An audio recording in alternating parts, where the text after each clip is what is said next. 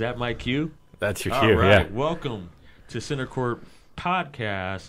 This is Tonee Mac. I am your host. I am here with my homies once again.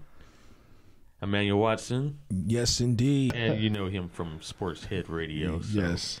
right here at the Space Entertainment Network. And again, to my left, as always, Ryan. You don't want to say it. No, it's not going to happen. That's not going to happen. There's already an Instagram page. Yeah, I saw the hashtag. That. I saw the hashtag. Yeah, we saw that. You got some followers. Yeah. But let's get into the Lakers, right? Okay. Let's get into this game. Phoenix, right? They played Phoenix. Yes.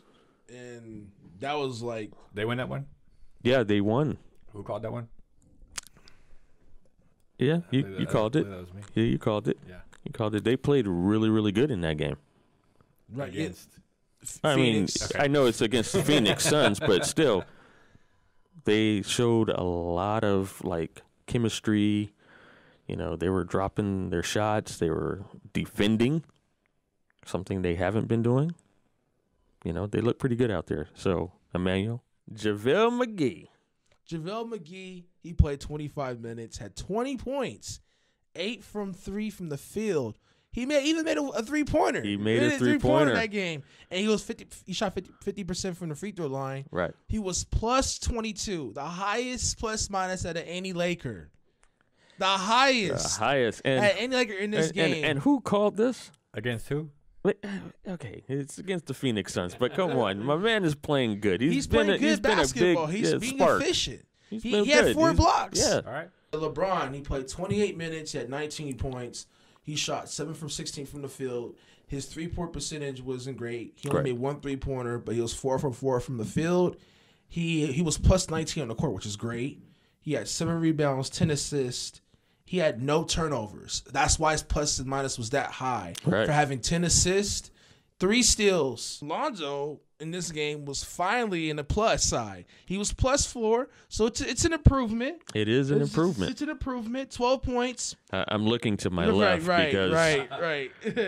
5 from 9 from the field. we have a huge Lonzo Ball fan over here. I mean, he's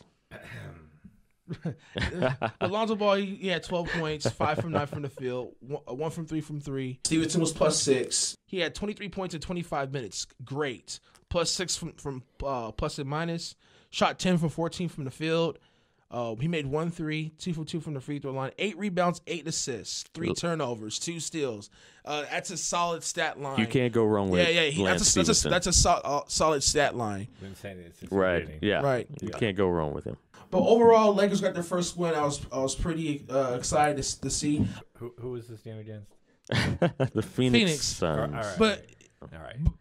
What's the next game? Next game was next game was Denver. Denver. Yes, and that was a big win. That was a big win. Denver was 5-0, right? Yeah, Denver was 5-0 heading into that game, and they're one of the hottest teams in the Western Conference. Yeah. LeBron James was plus 13 from the floor. He finished second in the plus and minus, right behind Josh Hart. Mm-hmm. He had played 34 minutes, 28 points, shot 10 from 17 from the field. Again, he was 1 from 5 from 3. He needs to improve on that. But he had 11 rebounds, 11 assists, 2 turnovers, 3 steals. JaVale McGee. Let's go to him. JaVale McGee. Plus 4. Once again, JaVale McGee. Plus 4. 21 points. 10 for 16 from the field. Oh, boy. 7 rebounds, 2 assists, 1 steal, and 1 block. And what I like about McGee right now, he's staying out of foul trouble. That's why his plus and minus he has is. He's been averaging 2 or 3 fouls a game. Lance Stevenson had 24 points. Lance will make you dance. 24 minutes, 12 points, That's 5 what they're from 11 saying, man. from the field. He was 2 from 3 from 3. Plus 6 on the floor, 4 rebounds, 4 assists, 1 turnover, basically a 4-to-1 A-to-T ratio. He had 1 steal. Right. But plus 6 on the floor, shot well. This is the spark plug. Hey, man, I'm telling you. They're saying Lance will make you dance. Hey. Hey, I'm about to start dancing in You're the about to studio dance right in now. the studio, right? Even I had an eye roll. In that Denver game, they did exactly what I was saying they should have done on a lot of these games that have bigs. They put LeBron at the 5. Dude couldn't guard him. Oh, Jokic. He couldn't guard him, yeah. and he was getting winded, and that's how they just ran right through him. Right. They ran right through him. When they put LeBron at the 5, oh boy just was like lost from there. And then they did that again with the Spurs. Against San Antonio, it was not great. No. It was not great. This was a loss. It was a loss. Before we go on to the Spurs game, I just want to say one thing about the Denver game. Yeah. Also, there was a certain special audience member for that Denver game. It was. And I think that had a lot to do with the win, though. I'm pretty sure they need to get him there to every single game. Yeah. It was a little Mamba mentality going on. That's right. Of every Laker game. In that game. There was no way LeBron was losing. Right. Not in front of Kobe. Against San Antonio, the plus and minus was not great. That was a loss. LeBron James played 34 minutes, 35 points, shot 13 from 21 from the field. Mm-hmm. He was 2 from 6 from 3. From the free throw line, it was 7 from 8. But he was -1, not too bad. It was okay. But he had 11 rebounds, 4 assists, but he had 4 turnovers. Yeah. 2 steals. And 3 personal fouls. Those turnovers and those personal fouls kind of killed his plus and minus, to be honest with you. I think the only person that was on the plus side was Rondo in that game. Yeah, this was Rondo's first game back, right? Yeah, right. And he was the only guy on the plus side. This game, even though they lost, they still played really, really good. Like they didn't get hangover from the Denver. Yeah, they're not getting beat up. To me, it was too many turnovers. There's a lot of turnovers, but I mean by they're not getting beat up. Right. Like it's not a blowout game. Right. They're right there. They're being competitive. That's the key. They're sticking with these teams. Right. So the more they just got to work on finishing these teams off. Agreed. Last night was with Minnesota in Minnesota. Right. A surprise team with all their let's call them complications, right, from the offseason. And yet they've figured out a way to win some games still. True. Well, the talk is still that Jimmy is not going to be there, right, as the season goes on. So he's pretty much showing out for other teams. That's what he's doing. On a side note here, are we predicting him gone before or after the trade deadline? Before. He's gone before the trade deadline. Yeah. Or it can happen at the trade deadline. Yeah, he's gone. At worst. I believe he's going to finishing the season in Minnesota. No. Somebody is going to pick him up. Houston made a pretty good offer for him. They said four first-round picks. Man, that's to me, deep. I would take that. Yeah. That's pretty What deep. is Minnesota thinking? 4 first-round picks? Take it. Yeah. And the reason they didn't was because they didn't involve Gordon. Right, they didn't in even the trade. put him in the They trade. said it had to be. You had to add Gordon. And did Eric Gordon do something in these last couple of years that I don't know about that made him worth Not really. more than 4 first-round picks? I don't see Jimmy Butler going to a team like that, though. I think he's going to be moved like San Antonio moved Kawhi. Or to New a different country. Or yeah, to like, me, fuck out of here. Yeah, To yeah, me- basically like or to me, this will be the Literally biggest. as far away as possible. as far away So as to possible. me, this will be the biggest selling point for the Knicks if they want to go after him and trade like a Tim Hardaway or somebody else. Yeah, give him some young pieces. Yeah, give a few young pieces, so it kind of gives them energy for that franchise. I know this is far fetched, but I wouldn't be surprised if Magic Goes after Butler? Yeah, we give you Brandon Ingram. Would you give up Ingram for Butler? No. I would say yes. Even though Ingram has the length, he's younger, Ingram still has some growing to do. If you had the chance to get Jimmy right now, and that's all they were, straight up, Jimmy, B.I., I'm doing it. Why do you say no? Because I like Jimmy a lot, but there's a possibility that he has peaked. You know what I'm saying? It's his upside has peaked. I think with Kawhi, I feel like there's some room left to grow in terms with him. You mean for Ingram? No, I mean for Kawhi. That's why I'll trade. So you're holding Ingram for Kawhi. Yes, that's what I would do. That's why you wouldn't give up Ingram for Jimmy Butler. Let's talk about this. This when the Lakers. It was a close game. Close. They have. Yeah. They've been playing close. The brightest spot was really Brandon Ingram. He played 25 minutes. He had 24 points. Shot 9 from 18 from the field, which is solid. 3 from 5 from 3. 3 from 4 from the free throw line. +3 on the floor. 5 rebounds, 2 assists. The 4 turnovers kind of killed it, but he had 3 blocks. LeBron James was -6 on the court. He had played 36 minutes, 29 points, 11 from 23 from the field, 3 from 6 from 3, 4 from 5 from the free throw line, 10 rebounds, 8 assists, 5 turnovers, 2 steals, and 2 blocks.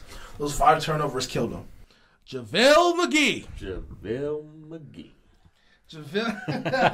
He played 30 minutes, 13 points, 6 from 8 from the field, 1 from 2 from the free throw line. But he was -6 on the court. Yeah. And here's the reason why. He had 5 rebounds, not bad. 3 turnovers. Do you have the guy who's starting? Do you have his stats? Oh, it was Carly Towns. That was part of the reason. Yeah, obviously. Lonzo Ball, I mean, he was -11 from the floor.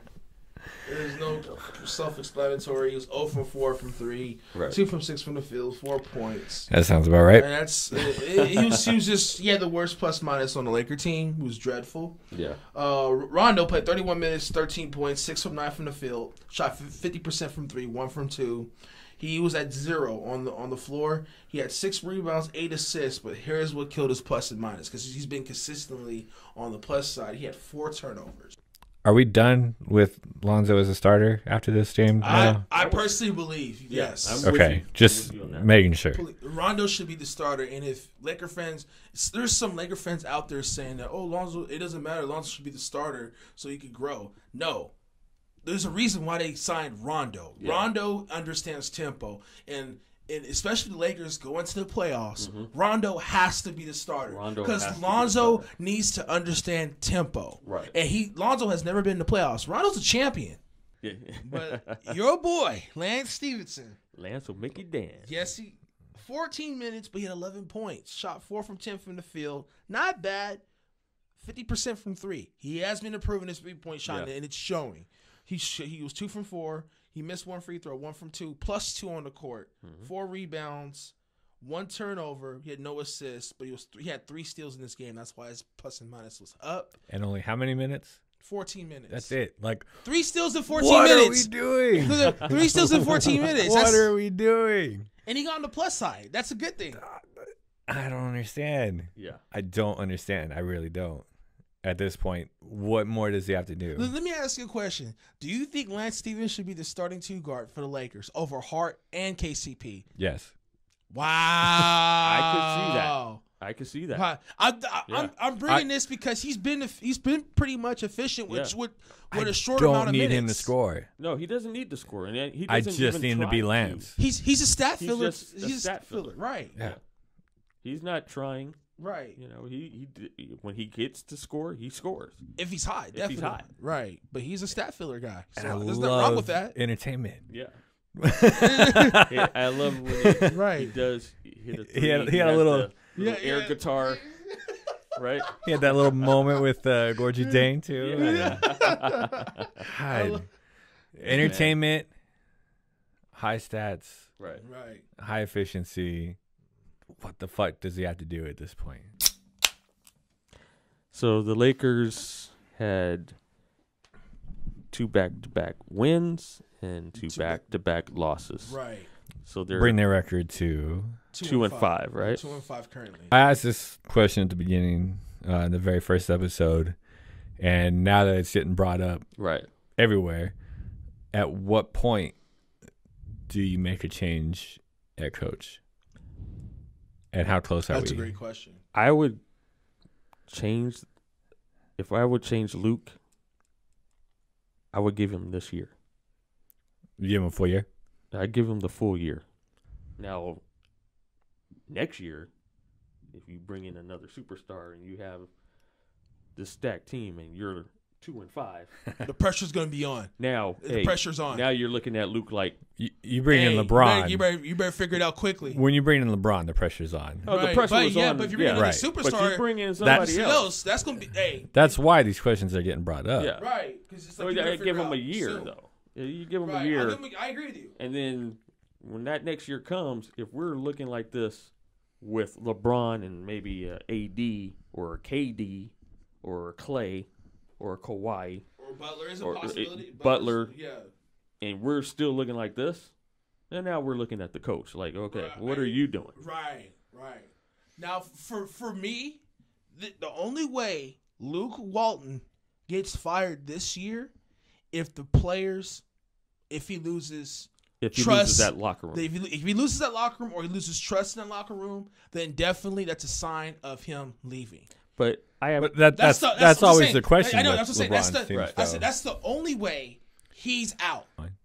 Now I'm gonna ask you guys a question because I feel like the quality of NBA coaching is not as great as it used to be. Right. Maybe it's because Popovich and Phil Jackson has dominated over the last 20 some odd years, basically a quarter century in terms of the quality of NBA basketball coaching. Now it's just Greg Popovich, and Doc's a solid coach, but he's not. Some people feel like he's overrated, but I think he's a solid coach. But in terms of personnel, I don't think he's that great. Evaluating talent. I think coaching makes a difference on teams that don't have that much talent. Mm-hmm. Right. But at the top, I really feel like, look how well when Kerr went out and Walton went in. Yeah. They didn't miss a beat. Right. And whatever level Walton was at, it wasn't because right. It was because I think the power is more in the players' hands these days than more so than it ever was. Very true. And if you get, teams with quality players and teams with smart and intelligent players like LeBron, like KD, like Steph, those guys that are really intelligent and know the game very well, then I think the value of coaching has gone significantly down. Right. I agree with you because it's more player power nowadays than it was back then. Yeah. And I think that's one of the reasons why the NBA game has changed. Lakers 2 wins, 2 losses. Right. They're 2-5. And they're getting ready to go into their next game. Which the next game is against Dallas. So, any last words? I just want to see constant effort and more consistency from certain players on this team. Are you worried about this Laker team at all? Right now, no. Like I said, I'm waiting till December and I'm going to judge harshly. Last words? Your last words. All right. You have your beer in hand? Yeah. I mean, your fans are waiting for you. They're waiting. My 13, maybe like 15 after this episode. They're followers. They're waiting on for Instagram. You. That's at White Chocolate Sports, by the way. They're wanting to hear what you need to say. Is your last words? All right. This is directly to Luke Walton here. Okay. All right. Everybody's questioning you right now. They want to know how long you're going to last. I have one easy answer for you. More Lance. You want to keep your job? More Lance. Lance will make you dance. More Lance and Luke Walton's going to dance. And that's it. That's all you have to do. That's all you have to do. And Magic, if he doesn't do that shit, I'm available. And wow. I can help you guys out. All right, but yeah, more Lance, and more Lance. Hear more of this guy on White Guy Sports coming soon. Yes, indeed. Coming real soon. Very soon. Yeah. For the ladies. Oh my God. On that note, we're gonna go ahead and sign out of here. I am your host. Give me your social media. Yes, stuff, Sportshead Emmanuel. Radio on Twitter, Periscope, Sportshead Radio. Also, my other account, Sportshead Radio 1. Follow me on SoundCloud as well. You guys also hit the subscribe button on the Space Entertainment Network, please, for all the latest episodes on CenterCourt and also for my episodes as well. Absolutely. One love. God bless. West, y'all. Peace. We'll be right back.